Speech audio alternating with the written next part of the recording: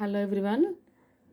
ఈరోజు టాపిక్ ఏంటంటే కరివేపాకు మన దగ్గర ఒక్కొక్కసారి ఎక్కువ చాలా ఉండిపోతుంది. సో అప్పుడు దాన్ని ఏం చేయాలో ఒక్కొక్కసారి అర్థం కాదు. కాబట్టి మనం ఎలా స్టోర్ చేసుకోవాలి అంటే ఒకసారి ఇవన్నీ క్లీన్గా వాష్ చేసేసుకొని ఎండలో పెట్టుకోవాలి. ఇలా ఫ్రెష్గా ఉంటాయి లీవ్స్.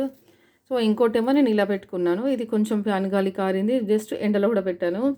నేను దీన్ని కరివేపాకు పౌడర్ కోసం వాడతానండి.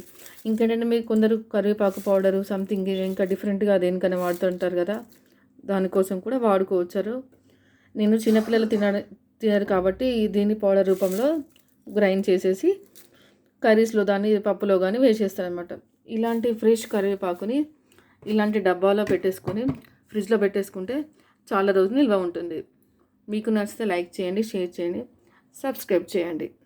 ఇది నేను కోకోనట్ ఆయిల్ తయారు చేసుకుంటానండి ఇంట్లోనే. సో దానికోసం అని చెప్పేసి ఇలా వాష్ చేసి పక్కన పెట్టేసుకున్నాను అనమాట. దీంట్లో అన్నీ యాడ్ చేసుకుంటారు కదా, హెయిర్ గ్రోత్ అవ్వడానికి, హెయిర్ బ్లాక్ అవ్వడానికి. అలా కూడా మీరు యూజ్ చేసేసుకోవచ్చు.